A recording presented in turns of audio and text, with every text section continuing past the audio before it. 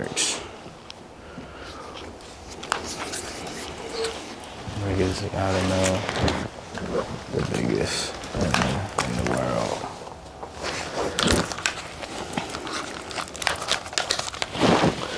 Let's do this thing. Germ Griffin Recordings Archive. World of Controversy podcast is coming back very soon. Germ Griffin Recordings Archive. World of Controversy podcast is coming back very soon. How are y'all doing? I feel great today. It's your boy Germ Griffin. We got a really good interview today. I got a really good guest. I've been excited about this guy coming on for a while now. I swear to everything. And we were finally able to make it happen. We got the great TJ News, Terrence. How you doing, buddy? Bro, I'm excited. This is my day off, so I'm trying to make it count. I'm going to make this day count. Yes. I promise you. I'm gonna make it count. Listen, I got him on his day off. He said, listen, I can hop in the studio. I said, listen, I'm gonna hop right over there with you. And we were finally able to get it done. We're gonna talk about some content creation stuff. Just a reminder though, World of Controversy podcast is coming back. Me and Julian talked about it. After 5 seasons, we decided to give it another go. 6 seasons of World of Controversy podcast is on the way. Right here in the city of Philadelphia, one of the most controversial podcasts that ever happened, that ever and I know people wait for it. Right. People wait for that one. They listen to my stuff and they're like, they don't care about the bromoform and cow farts. That was the last episode I did. I'm trying to tell y'all there's some toxic stuff in them cow farts, but everyone acting like they don't even want to listen to me. But, Julian says one thing about Will Smith, people go crazy. But, we do got a good show today. Terrence, also known as TJ News, he's like an influencer himself. He's a content creator. He's a consultant to content creators. And, wealth of knowledge, super important guy. I've been watching this guy's work for a while, even before I actually met him in person. So super glad to get him on the show. How are you feeling today, by the way? I actually feel very, very preserved. Like on the way here, I was talking to one of my partners and I was telling him like every day I intentionally like scale out what I'm gonna do. Okay. And then I just like reserve all my energy so I can be like laser focused on it. So this is the only thing on my agenda. Wow. I was initially supposed to go live later, but I was like, nah, I just sent it out. I just sent your live out to my team. Okay. So this is the live for the day, y'all. You know what I mean? Yeah, we ain't doing two. Hey, well, listen, you go live again. I'm gonna share it. You know what I mean? This is super important stuff. The collaboration between content creators is super important, and in Philly we don't always have that. That was actually one of the questions I have for you. I know that you're a transplant, right? You're from the Carolinas, correct, or no? So I'm originally from the United Kingdom, and then I was raised in Newport News, so that's in Virginia. Oh, you were raised in Newport News? Yeah. Okay, that's a town. Yeah. I'm just realizing this. I never knew. Okay. Yeah. All right. I knew it was a brand. That's why I named my platform Newports and News, because it's like a media platform. So that's the news part, and then the Newports part was just to tie in my city. You know what I mean? So Newport News is a city. Newports and News is my media platform. Okay. Mm-hmm. I never knew that until right now, y'all. Yes, See, y'all getting the inside scoop with me. People talk to me, they let everything out and stuff. Yeah. All right, so peep game, Newports and News, and but you do have a connection to the South, right? Yeah, absolutely. My folks from North Carolina. Okay. Yeah, my aunt, my uncles, all of them, they from Atlanta. Okay. Yeah, my pops and them, they from Carolina. Awesome. From the Carolinas, all that good stuff. You did some work out in Chester for a while. Yeah, man. Yeah, shouts out to my man Kareem. Okay. He had put me on because he had this super big warehouse called Cast Studios. So it was like this 20,000 square foot building. And his whole thing was he was trying to generate a community in there. And I had seen a show. And when I'm watching the show on the right, I see a group of people with Beanie Siegel and like a couple other like older Philly rappers and stuff like that. And then the guy Kareem I mentioned, they all walk into this side room. And I'm like, that's Beanie Siegel, right? And then I tap my friend and they're like, yeah, bro, that's Beanie Siegel. So mind you, I'm not accustomed to seeing celebrities in a room. Like I'm not, like I said, I'm not from Philly. I'm pretty sure that's regular here. So in my mind, I'm like, all right, I'm not about to be a groupie. Like I'm trying to observe the situation and understand why is he in this warehouse where up and coming artists are having a poetry event. Like what's the connection? So I had to put my boss hat on, and I'm like, well, when I'm at my space, I'm usually running around in the background trying to make sure that the show that everybody's having and enjoying don't fall apart. Yes. So I'm like, that's the owner. That it just clicked. So I just waited till the end of the show. And I said, let me go talk to the owner. And then I skipped over Beanie Siegel because I'm like, well, if Beanie coming to see him, then that's the guy I need to talk to. So I clicked with him, and then he had made me the property manager, and then that's how I ended up tapped in. Dang. Awesome. Yo. And again, never knew that, never thought I would hear that. So that was a situation with the building you were property managing in Chester, PA. Yeah.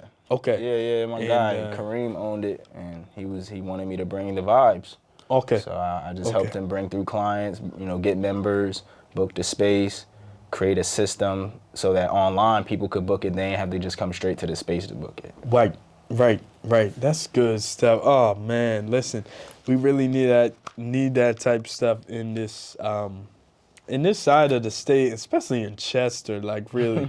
So that's some good stuff. No, you did manage a property in Philly too, right? Or you had a little building in Philly that had events and everything, correct? Yeah, so that's where Newports and News essentially got its feet.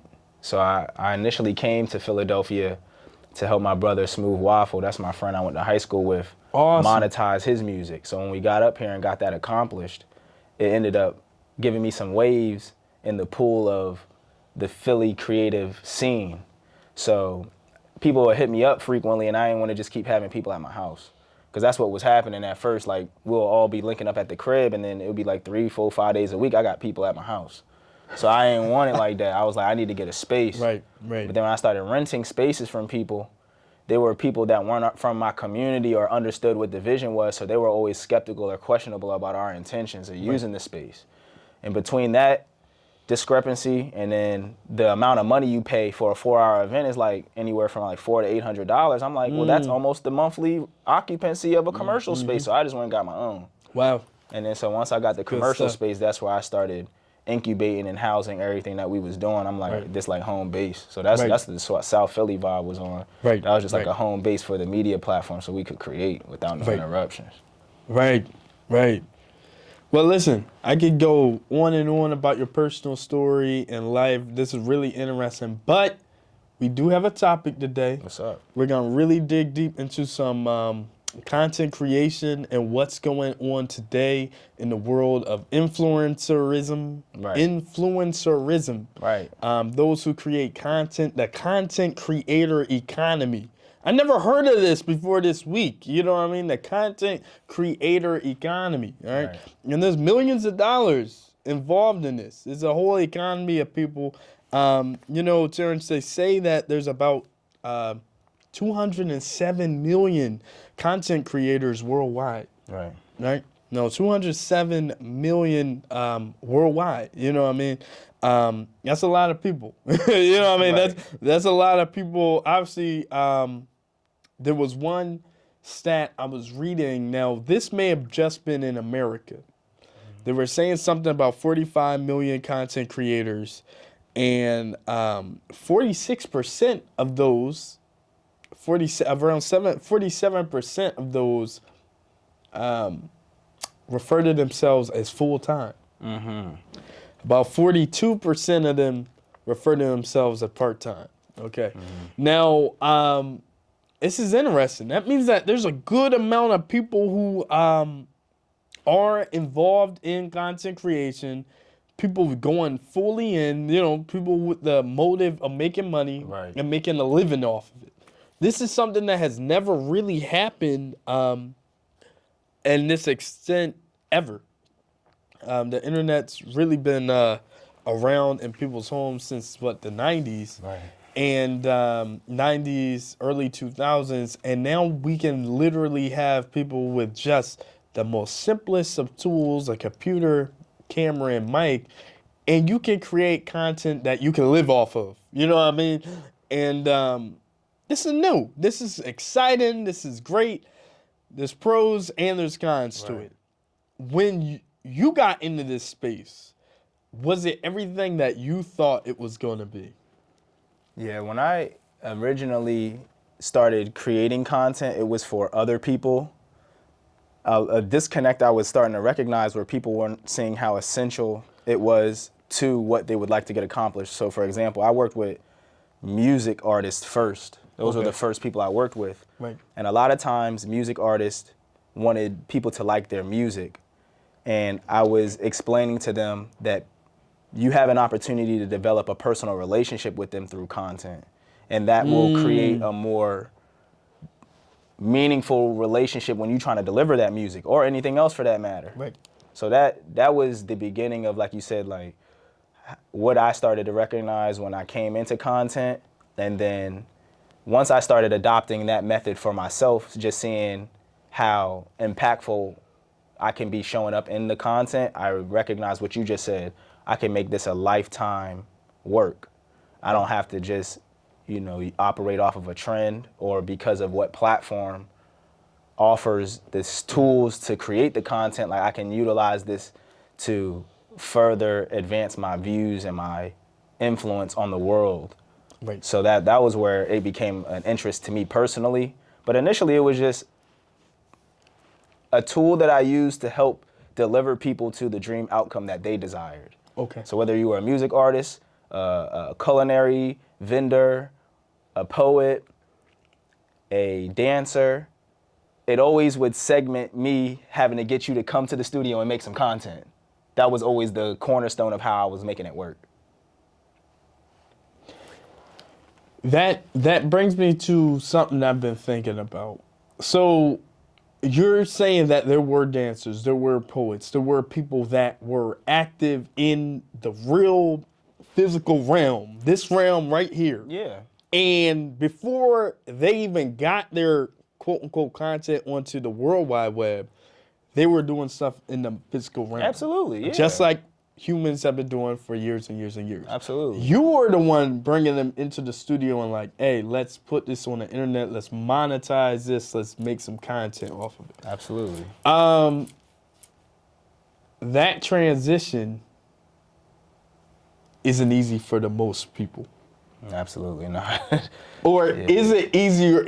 As the years go on, the transition from doing stuff that I like in the physical realm to putting it online as digestible content to the World Wide Web and followers, that transition is not the easiest for some people, but it has to be easier as we go on deeper into like the internet era. If that makes sense. I'll go back to the initial point when you brought this topic up, right? The 207 or 6 million people creating content worldwide.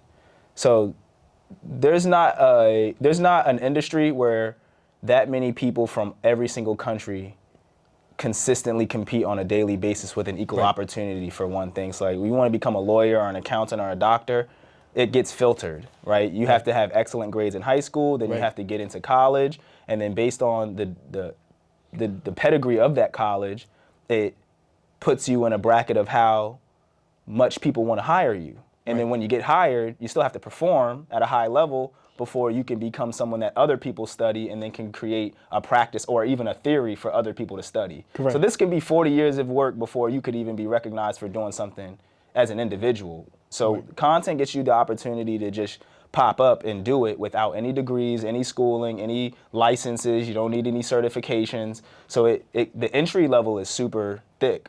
Right. It's super thick. So it feels super thick on the way in because everybody can just open up their phone and say, all right, it's time. I can't, if you can go to jail for practicing them 3 things I just mentioned. You should practice some law, practice being a medical professional, practice financial advisory. You go to prison for that. You can put the wrong content out. There's no law against it. There's no commissioner. there's nothing. Right. So now we're in a place where you can be a criminal running scams. You could be selling sex. You could be selling food. You could be selling clothes. You could be selling music, arguments, pain, suffering, shock, stories. You know what I'm saying? All of this stuff is up on the table now. So it's a totally different, totally different game. Right. I call it the Wild West. So when you say the era, when we look back on this social media era, this is going to be the era of metaphorical colonization. Like when you got to come in and colonialize a wild indigenous place. Yeah. This is the era where the internet was being colonized. Dang. People were coming in and creating their states and their settlements around what digital real estate was available. So we'll look back 100, 200 years from now and be like, look at that monolith called Mr. Beast. Look at that country called Alex Hermosi. Look at that, and these people encompass hundreds of millions of people dedicated to their content and outlooks and views in life. They're gonna become monoliths. Elon Musk, he got a whole planet, a whole planet of his own called Twitter. Come to his planet, so that's just metaphorically how I look at the landscape. It's way bigger than what the traditional industrial work style life was available. You don't compete with doctors in China when you get a doctorate degree in America. Yeah. But when you put out content on YouTube, you and the guy from China and the guy from Switzerland and the guy from Africa all teaching you how to use Squarespace. It's way more competitive. Yeah. If there was at least one content creator in every country that all wants to make a review of a movie that just came out worldwide, you're in competition with all of them. Yeah. You know what I mean? Awesome. That monolith thing and that colonization of the internet, of social media, I love that analogy. That's something to really think about. I never thought of this. And man, I really like that. You know, and sometimes I think I'm old, Terrence. Oh, Terrence, no. I know. At the age of 27, sometimes I think I'm old because, you know, I look at what some people find popular content creators, and I listen to some of the names. I'm gonna be honest, Terrence. I have almost no idea who these people are. I'm gonna be honest, and they talk about Twitch. They talk about Kyle Connect. Yeah, Kyle Connect. I'm putting my hands together like two wires connected. Absolutely no idea who that guy is.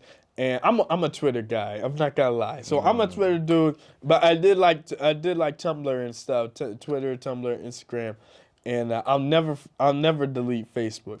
No. But some of the younger people will be like, oh, you can't get a Facebook. You're too old. You can't get a Facebook. You know, that's for old people. I'm like, there's people my age on Facebook posting regularly. You know what I mean? Yeah. Regularly. Yeah. And it's just funny to me because it goes back to what you said about like the colonization. How does ageism and do I want to say ageism?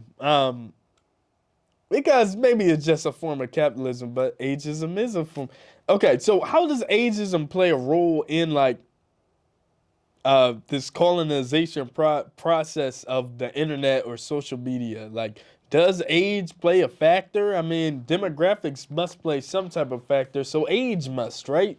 Yeah, and I'm gonna keep this as like you said, this is for learning and educational and entertainment purposes. So I'm gonna be as mindful with this as possible. So absolutely. I'll start off by saying I heard a quote. I would fashion it to Frederick Douglass, but y'all in the comments let me know if I'm wrong. But he was talking about how it's easier to teach a child than a grown man, because a grown man has so much like that he trying to hold on to when you trying to teach him, right? His own personal beliefs and experiences and traumas and whatnot.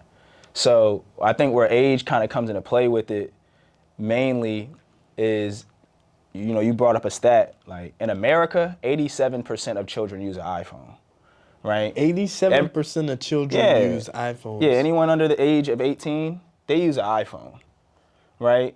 So like the way that older people, right, or people above the age of 18, they don't want to give that much power to Apple. That's the feeling behind it. It's like, I don't want to give them that much power over my perception. Children don't have that value system embedded in them, right? I'm gonna assume that comes from the higher or older class of people. Now, why am I saying that, right? Is because when you're saying Kai Cenat, he plays video games, and most people who are older than him probably don't know this as well, but out of all of the forms of entertainment that we consume, right? Books, music, movies, television, video games, etc. Video games are at the top by a long shot. Now the most consumed users or the most consumed? Yeah, consumed like by the billions of dollars.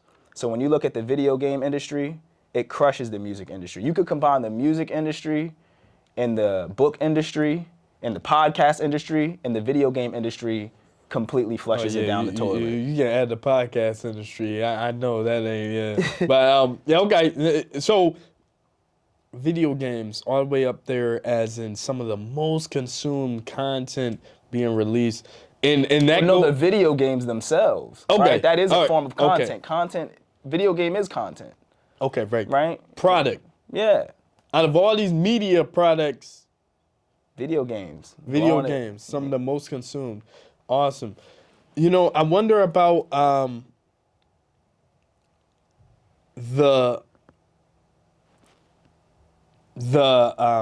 okay, so you're saying that about video games. I wonder about the people like Kai Cenat who essentially just review or play video games and react. Absolutely. And I remember there was a time, you remember it too, this reaction channel stuff where people were hopping on just to react to other people's original posts or original content. That wasn't always a thing. And it seems like some of the most viewed stuff on YouTube now, and not even talking about Twitch. We already know about the streaming stuff, but I'm talking about just YouTube. Actually, an app that I do use. Reaction channels, reaction content is like some of the most consumed content that creators are making. What do you have to say about reaction content? And does it make you feel uneasy that these people are reacting to someone else's content? I mean, like the word content, right? Like it literally just describes the insides of something, right? So there's content to sugar, there's content to water, there's content in a television box. Like everything has content. Right. So reviewing content is what the people who are influenced by it do. It's like, so if I'm saying that I'm gonna buy something on Netflix or Amazon, we're reviewing it because it's something that we experience and we want to share that experience with people. That's what makes things, that's a form of value to share. Okay. Right? So let's break that down. It's like, I had an experience. Yes. That's a value. That is a system of value. That's something that you can offer people, experiences. Right. So if I'm telling you about my experience, you're going to take that as value because you're like, all right, well, that's the experience that he had with that thing. Now I at least have something to base it on. Right. There's some value exchange. Right. So, people say that they want to experience things for themselves, but some people don't. They'll take your word for it. Wow. You know what I mean? That's not the life everybody want to live. Some people are like, if he said it was good and I trust him, I'm going with that. That's the power of an influencer. Like you're taking some good stuff and you're running with it, man. You hitting on some good stuff.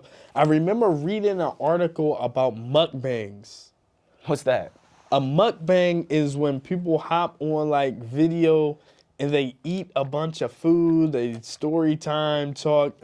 It's a thing that some people watch. I've seen it. I didn't know that's what it was called. I know what you're talking about. Yeah, the mukbang. And there was an article written about women watching these mukbangs, a mukbang.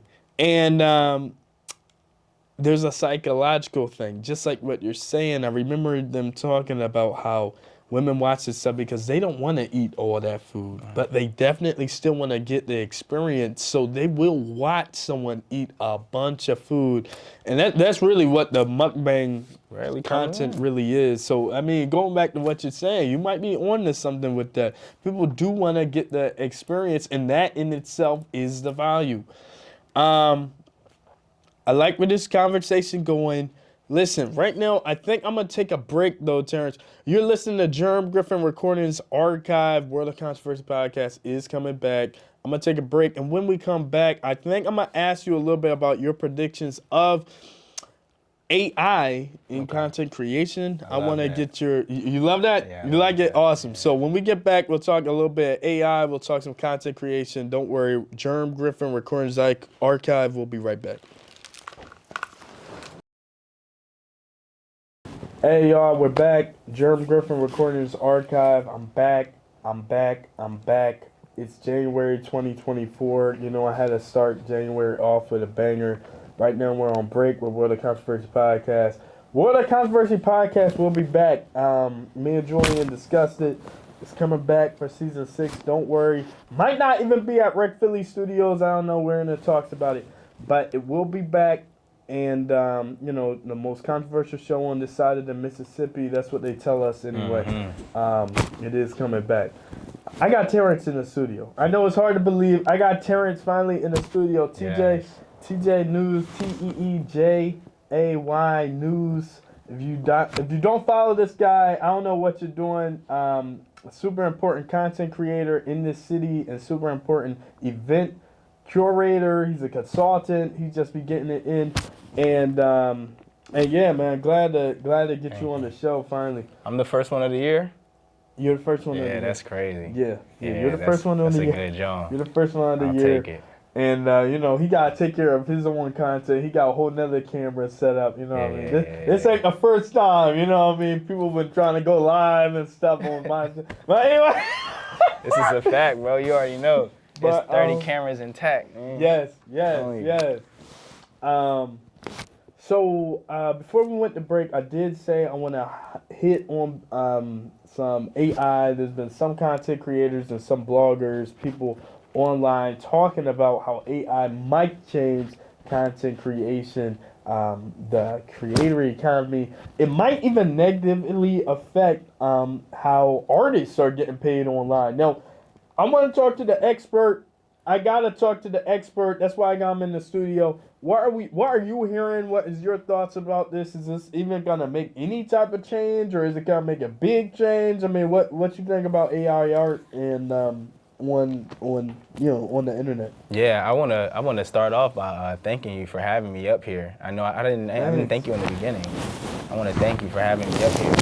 You know, I've been talking to people about becoming a key person of influence as of recently, just due to the fact of how important it is for this to work the way that I intend. And this is a part of that journey in terms of just being on other people's platforms and et cetera. And even talking about the key person of influence element, I'm gonna end at that point as it concerns AI, right? So artificial intelligence is going to destroy probably like a large part of laborious, labor-driven, hands-on work. There's no need for it anymore. I'm a firm believer that it's going to give back a lot of freedom and creativity to the everyday person. And, you know, it's going to remove the traditional work life that we've all accustomed ourselves to. I think it's more important to look at AI like a tool that's going to help more than it's going to hurt. But in terms of, you know, the old school way of doing things, yeah, that's up. That's done. That's finished. You know what I mean? That's up. Do you suggest content creators and specifically artists who have been releasing incredible work on Instagram specifically? And, you know, there's some people who are like, hey, this is too much. This is like bad. Now, you know, do you suggest they switch over to incorporating AI into their art, or do you suggest that they just get off the internet? I think there's two types of people, right? Okay. When it comes to any industry or field of work. You have the key person of influence, yes. the top, the Illuminatis, whatever people call them, like the people who get all of the main business, The Rock, Kim Kardashian, and Elon Musk level people. Then you have everybody else, right? Which is typically, you know, the words that are used frequently, the content creators, the musicians, the workers, right? So, hey, that sounds like theory, man. You sound like Marxist right now. no, That's what I'm talking about. I'm like, this is just the way the world is set up, or at least our world in America is set up. So right now we're going through a place where 90% of the good business goes to the top 10% of people. Okay. And then the last bit of 10% of work that's left, 90% of people fight for it. So when AI comes out, what that's going to do is solve the problem of that 10% of work that 90% of people fight over. The AI is going to start off with that work. That's why it's going to create, that's the difficulty that a lot of hands-on, laborious working creatives and artists that you're referring to. I want to get in the studio and record you, and we got to meet up in person, or I want to illustrate this with my hand, or I want to be able to take hours and days to composite videos and photography. Those people are going to be taken out because the people at the top just want the productivity. They don't want your process because they have to pay for your process. Right, they do. That's where they're losing money. Right. Is your process. Right. So the AI answers both them questions. And I'll speak for myself. I'm very fortunate that the AI came out because I don't have a degree. I don't have all of those credentials that keep a lot of people in the ivory castle of prestige when it comes to these works. So a lot of people have been holding positions for 10, 15, 30 years off of degrees or off of laborious tasks that only they are trusted to do. So now it's like, this opens up the opportunity for innovation. This opens up the opportunity for creation and creativity to come back instead of it just being like, do you have Adobe Photoshop Pro? Do you have Logic? Do you have programs and all of these credentials and things to even begin doing the work? And then they start doing the work so people can, you know, hold positions and be watching Netflix and be hanging out at their job and not want to, like, I'm very, very passionate about this vibe, bro. So I appreciate you asking that question because it's like, AI changed my life. It gave me an insight on a world that most people was boxing me out of for a long time. Right, right. I want to touch on something you said. You said something about the people up top, like the Dwayne The Rock Johnsons, Kim Kardashians, and then there's the workers who are actually putting in work on the internet. They don't have as many followers. Right. I read a stat today, and it's almost hard for me to believe. I'm going to read about 3. Okay. Only about, now this is almost hard to believe, so I'm going to read this one with a little bit of like, yeah, look this one up for yourself. Now the other 2 makes a little bit more sense. This one says that 0.96% of content creators have more than 1 million followers. Now, the second stat says 3.32%. That's about 3%. Right. 3% of Instagrammers have more than 100,000 followers. Now, that actually does make a little bit more sense. And then I read a stat that says something about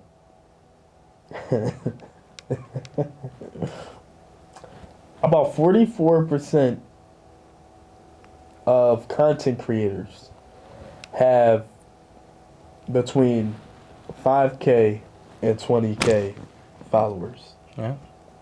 Not much, not many. Definitely less than 1 million. You know what I mean? Right. There's a wide array of people who aren't famous making content. Right. That's the point. Yeah.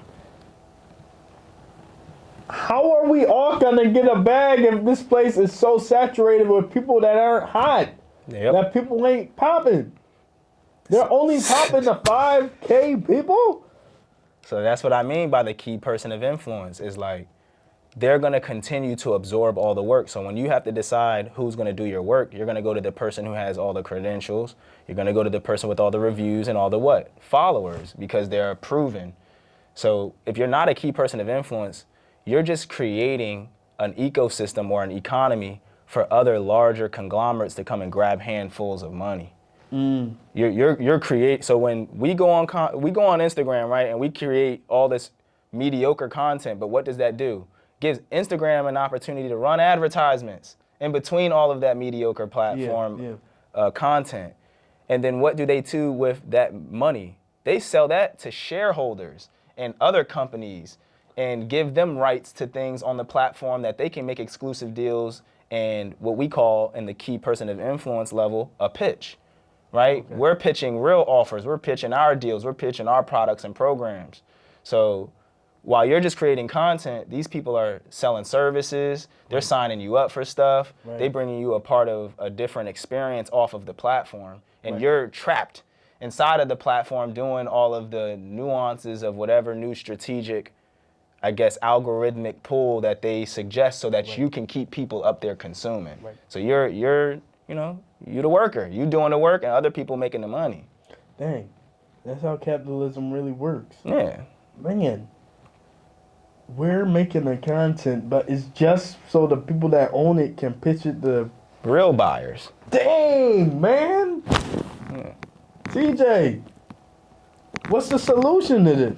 So, man, I'm happy you asked me that, and that's why I'm here. Because I created you know what I'm saying? I know, I created a system. Yeah, I created a system, bro, where you can capture the people who are truly invested in what value you offer and then keep your own community to yourself. So I offer digital tools so that people can excavate and mine their communities off of these platforms and then create themselves as a key person of influence. So like you said, if you got those 5,000 people checking for you, I like to use what we call the 1% conversion rule, right?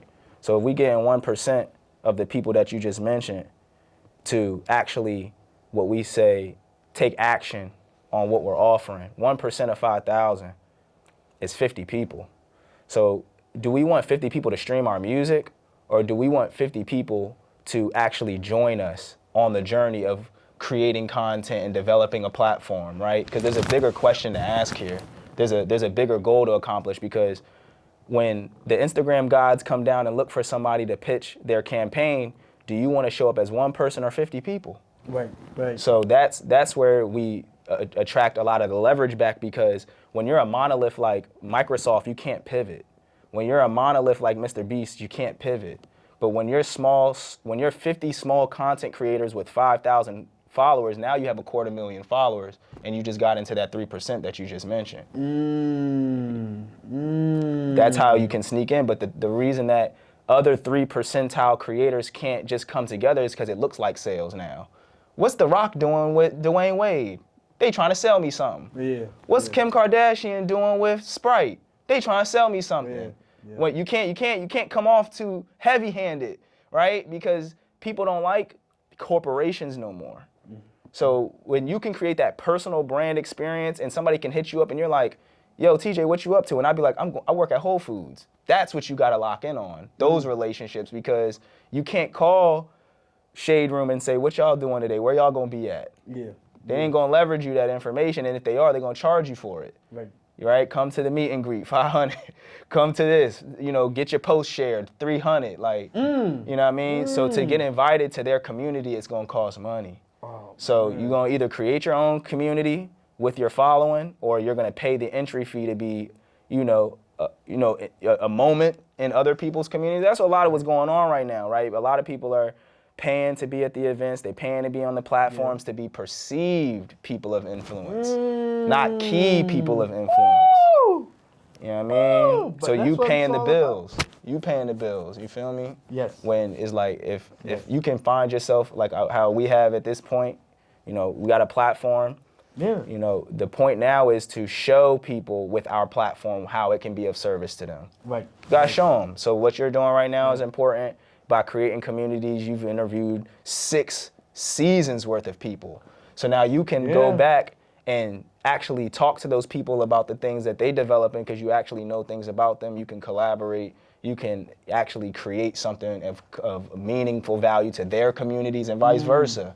Yeah. So there's just continuing to build on those relationships through social media. I like to call it social networking. Take it to the next level.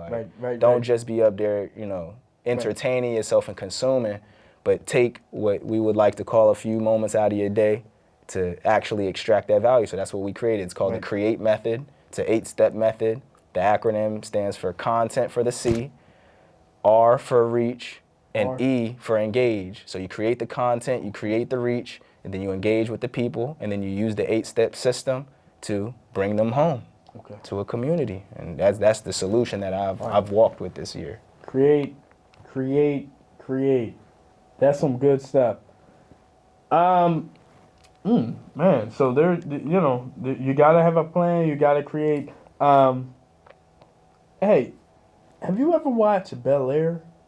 Not the new one, no. No. Okay. I seen maybe like an episode or two, like just hanging at somebody's crib. Oh, okay. You know what I mean? Like seen it, but I ain't never followed it directly. I wanted to ask you a question about Hillary, but it's fine. Mm-hmm. She's like a influencer, concert creator on the show. Mm-hmm. Wanted to know some of your. I seen an episode about that though, where she was walking in the club, and then the dude was like, "Don't go in that room. They're trying to give you that money to do some salacious influencing." Yeah. But I haven't, did it have anything to do with that dynamic? It's a lot in it. It's a lot. Okay. In it. Yeah. I need more context. Yeah, you would. I got you. So I won't ask that question. If you did watch this show, I would have asked you that. But I will ask you a question. And before we go, I got to get one off. And I got to bring a little bit of controversy if it's cool. I'm down. Sure. It's a good job. Okay. Now, there's women out here looking like NPCs doing God knows what for people to pay. Right. And then there's this thing called OnlyFans. Right. Now listen, I'm not beating up the women. I'm not beating up the, whatever. And I'm not a red pill content creator. Right. Because there is, on paper I'm not. But there is, there's some men involved. And, prostitution, it has been centuries old. Ever since there was people, and going back to Sodom and Gomorrah, there's been sexual deviancy. But in the world of the internet, it changed. When the internet first started, I believe that, even in the 90s, porn was well over 50% of the internet. I don't know if you know that, but yeah. And I believe it is now. Yeah. If I'm correct, but I know in the start, when people got the PCs and stuff, most of the internet was porn. OnlyFans content, sexual deviancy, and people acting like NPCs and all that type of stuff. What do you have to say about this? And any predictions on how saturated this field of content will become in the future? The thirst traps. Man, so I'm a very righteous man, right? Amen. I create in the effort of repatriating, people of the African diaspora to their spiritual health and rightful birthplace, and their physical, rightful birthplaces, whether that be in the Americas or some indigenous place across the globe. So when I say this is with empathy and care and all of the protector and provider energy that I've been bestowed with, right? So I'm gonna make a lighthearted effort of this. So the Vision Pro is coming out from Apple in February. It's the goggles where you can, so the iPhone 15, which what I said, 87% of children are on the trajectory to own, right? 87% of children are gonna want the wearables. They make up about 77% of the people who purchase wearables. So they're the people wearing wearables, the majority of them. So what I see in the future for this NPC, AI, sex worker content creator. Sex worker content creator. That's the correct economy, term. right? Is you ever been to the fashion district in here, and when you hop on, they ask you how old you are, and it's as simple as scrolling 3 things and saying you're 18? Yeah. So imagine your 15-year-old, he puts on his Vision Pro, he logs into OnlyFans, he says he's 18, and he has access to all of the in-person pornography as a child without any credentials, right? That's what I see most parents endorsing with the purchase of large products like the ones we discovered here with Apple and the Instagrams and all of these things. People are not going to use these things. Oculus. Well, the Oculus is Facebook. That's their version of it. Everybody's building one, but why? Who's their main consumer? The child. Really? Who are they promoting the most? The sex worker, the drug dealer. Woo! Right? So we got a cocktail here. Right. We have a nice little cocktail here, right? We're bringing an in-person experience to the children with low barriers, no commissioner, no laws, like I mentioned earlier. And the kid's gonna have direct access to this. And what is the algorithm pushing? Well, what's the most controversial? What's the most engaging? What's the most shared? And who's handling that? People our age, right? We're the ones who are validating what is cool, what is popular, what is in, right? Sexy Red, Cat Williams, right? These are the conversations we're holding. So, you know, that's the cocktail I see for the future is we're delivering these forms of entertainment or these choices of life onto our children at their expense, but our benefit, right? We trying to get a bag. That's what we saying. We trying to get a bag. We trying to get back. That might be the promo for this. Yeah, that might be the promo for that. Hey, I told you. Listen, we got Terrence in the studio, Germ Griffin Recordings Archive. I told this guy I wouldn't hold him too long. You know, next time when we get him on World of Controversy podcast, I promise y'all I'm going to grill him a lot more. But I had to get the question off about OnlyFans. Listen, Germ Griffin Recordings Archive. You can follow me at germ.griffin on Instagram, GermTwix on Twitter. Like always, World of Controversy podcast is coming back very, very, very soon. That's WOC_pod, WOC_podcast. Terrence, where can they follow you? Buy from TJ, BUYFROM.com. I mean, TJ, so let's start over. BUYFROMTJ.com. So that's buyfromtj.com. Or you can check out any social media, and it's TJ News. Like he said, TEEJAYNEWS. So those are the two most frequent, long-term, stable digital platforms you can find me on. Yes. Listen, definitely follow this person. Follow his work, good stuff. Definitely intellectual here in the city of Philadelphia. A very important key to the creative sphere in this part of the world. So thank you so much, CJ, for having you on the show. I'm thankful that you were able to finally get on. And well, until next time, peace and have a good day.